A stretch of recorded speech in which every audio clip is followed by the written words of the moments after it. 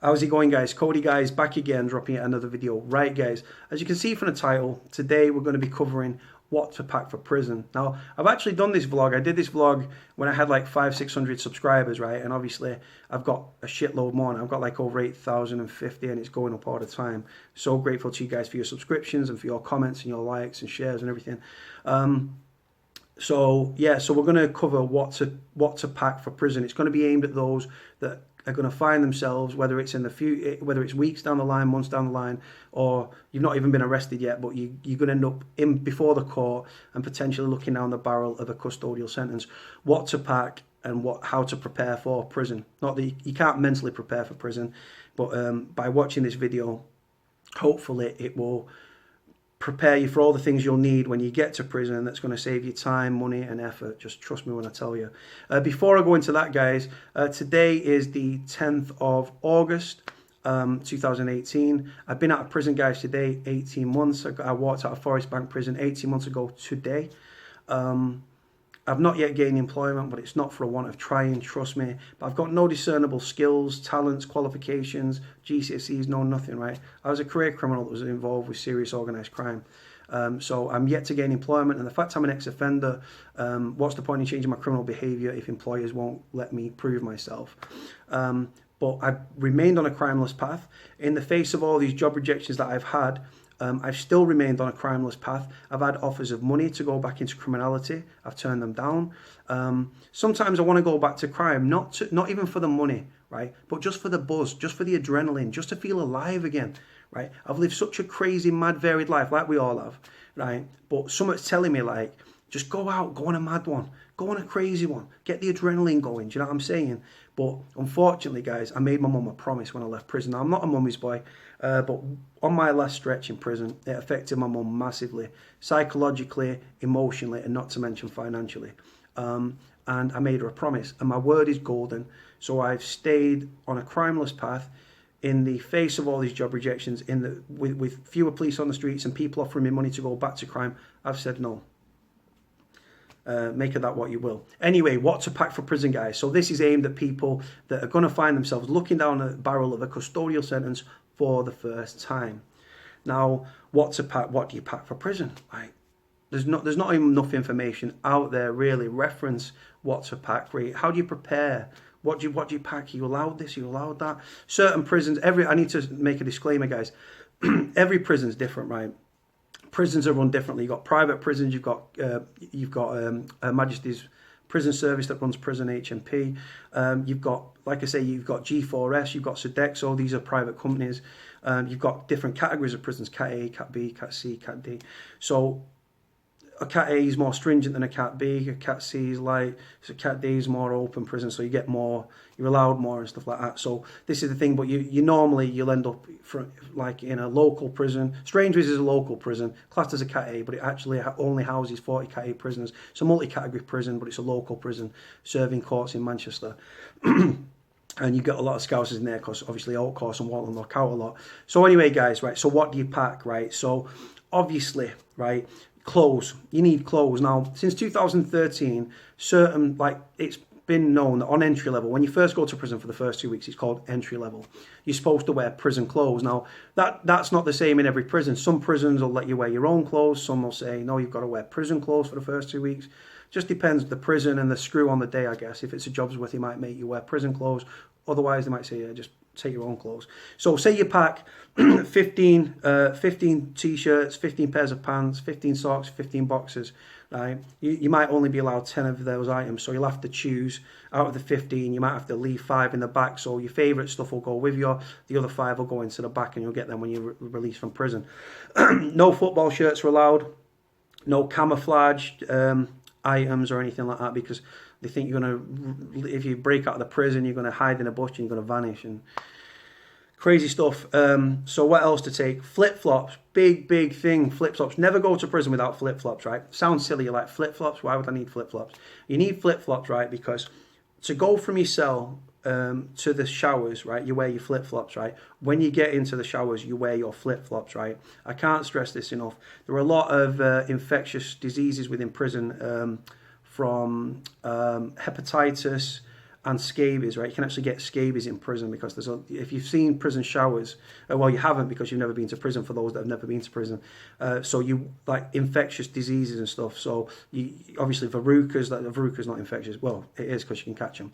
So verrucas, scabies, hepatitis, right? Always, always, always go to the showers in your flip-flops, shower in your flip-flops, walk back to your pad in your flip-flops. Trust me when I tell you. It sounds silly, but trust me, you'll thank me. You can take a dressing gown. Now, different prisons have got different things. Again, no camouflage. Some say you're not allowed yellow. You can't wear a hood. Again, so that's sort of that. Right, stationery. Right now, I'm assuming you're going to want to write to your loved ones, right? So you're going to need a writing pad. I take 2 pens. If you can get the see-through pens that you can sort of see through so that there's no contraband hidden within them, it'll stop. If it's a jobs with a screw, they might take them off you, they might let you through with them, but a see-through one, you're pretty much guaranteed to get them through. So pads, pencils, drawing paper if you like to draw, because obviously boredom within prison is a massive thing. Writing pads, envelopes, stamps. I took like 12 first-class stamps, guys, right? So trust me when I tell you. Another thing as well, right? A small address book. You're like, small address book, what? Like, right, the reason I'm telling you to take a small address book is because before you go to prison, before you were sentenced, right, you need to write down your friends' names, date of birth, because obviously you're going to have to put them on visiting orders and get them cleared and stuff for visits. So, so names, addresses, date of births, mobile numbers, landline numbers, because unless you've got them all logged up here, you're not going to know them, are you? And like I say, anyone that you want to keep in touch with, details need to go into this small hand-like address book, right? Trust me. So names, addresses, phone numbers, date of birth, landline numbers, all that sort of either, right? So that'll go in your bag. What I also tell people to do is when you get, if you are convicted and sadly sent to prison, because obviously it does go on, when you arrive at the prison, you get a 2-minute phone call. So what I tell people to do is get an A4 piece of paper and write down, or a small piece of paper and write down 3 or 4 numbers for their loved one that they're going to ring when they get to the prison. You get a 2-minute phone call, guys. It is literally 2 minutes. And you can ring your loved one and say, right, I'm in this prison, get a pen. This is my prison number. This is what prison I'm in. And you need to book a reception visit. If you look down my timeline, guys, I've covered reception visits. So that's that. So you write down on a piece of paper a name and telephone number when you get to the prison. Have that in your pocket when you're sentenced. And then keep it on you. Get to the prison and then say, right, this is, you've got your number there. Unless you know it off by heart, and then you don't need it. So that's that. What else? Right.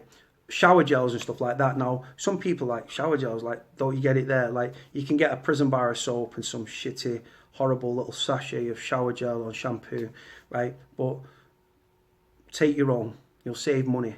Because when you get to the prison, you can order, if you go to prison with money, you'll get an induction canteen, normally about to the value of £10. Now, if you've already got shower gel, you could put that £10 on the phone.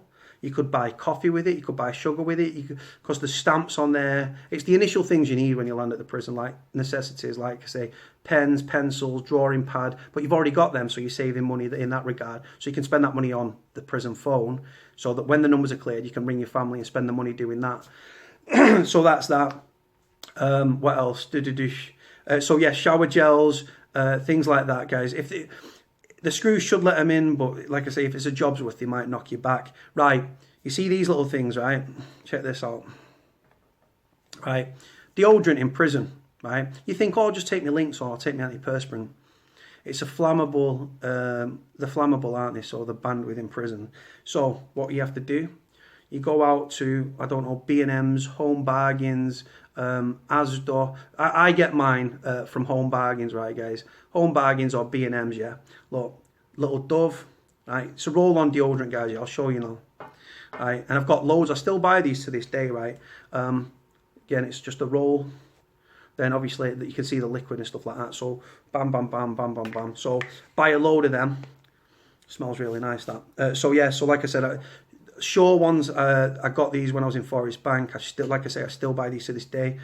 Dove I buy on the out. You can buy Lynx and stuff. You can buy them on the canteen as well. But again, if you take them with you, You're saving yourself money, you're saving yourself time, because what you don't want to do is borrow something from somebody in prison, whether it be a shower gel. If you borrow a shower, if you go to prison, you don't take a shower gel, and the prison soap you don't like, and you don't like the prison shampoo or the prison little sachet of body gel, right? You borrow a shower gel from someone, because you borrowed it from them, you've got to give double back. Now that, whether that's a shower gel, whether it's burn, obviously burn's banned, but obviously it's still within prison. But if you borrow like a Q, you have to give half ounce. If you borrow a half ounce, you've got to give, you know what I mean, an ounce back and stuff like that. So you double bubble, we call it, or double trouble.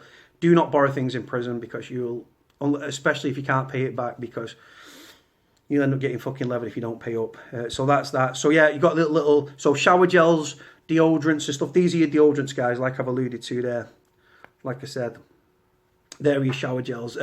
Shower gels, deodorants, and roll-on deodorants, right? Saving yourself money. Preparation is key. What else do we take? So we've got Flipflops, we've got shower gels, we've got stationery, we've got roll-on deodorants. Like I say, dressing gown without a hood, writing pad, stationery. What else? You can take, right? You can actually take to prison a CD player. You can buy a CD player, right? Or you've got one at home. If you take one that you've got from home, the prison could be funny with it. They might start unscrewing stuff and taking stuff off. If you buy it brand new, say you bought it from Argos and it's brand new and it's sealed, and you go to the, you take it with you when you are sentenced. Some people do, some people don't. Some people like, I'm not doing that. You know what I'm saying? But you can do. And what I do as well is make sure it's got like a little headphone jack in it, because there's a high probability, unless you put on single cell restriction, that you'll be sharing a cell with someone. They might not like your music, so you can take a CD player, plug your headphones in, put your music in. Music a big release within prison. Music took me away when I was stressed and stuff. Music used to be a release for me. I used to very, very much. I used it a lot. So we've got address books, we've got CD player if you want to take a CD player. You do get a TV when you go to prison if there are enough to go round. You do pay, if you're in a single cell, you'll pay £1 a week for your telly. If you are in a single cell, you'll pay 50p each. What else? So flip-flops, trainers, obviously, you can allow, I think it's like 2 pair of trainers. Again, different prisons have got different rules, but again with that, I think I've written down a list here. Hold on, I just want to make sure I've got everything, right? Because like I say, so writing pad, pens, right, books, right, another thing, I need to go on to books, right, because I talk so much, guys, right, there's certain things that, I was like, obviously books, right, now, you might think I'm not a big reader, right, if you're dyslexic, obviously, you might not take books because obviously you can't read, but anything that's going to mentally stimulate you whilst in prison.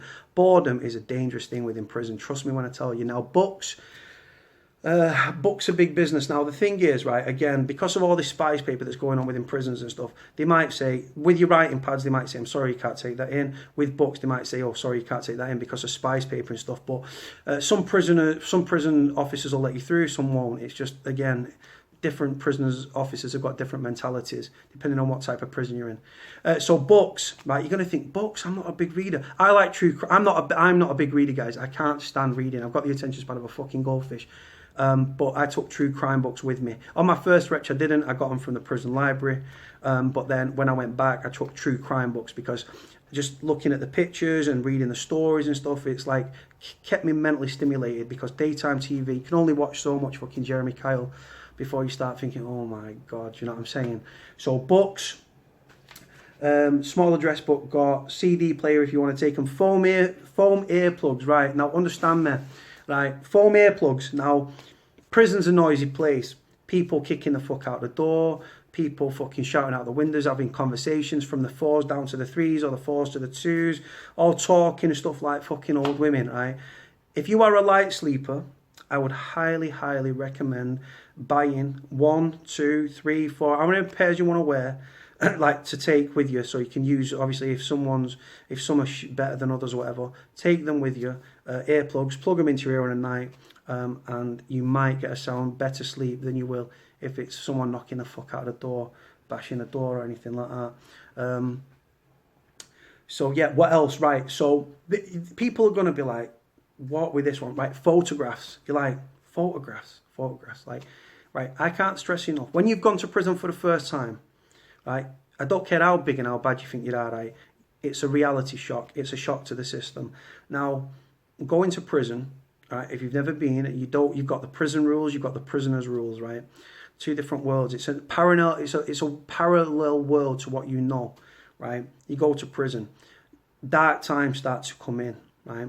Now, you will start to, like I say, you get depressed and stuff. You might become suicidal, depressed, like anxious. You're missing your missus, you're missing your kids, you're missing your family.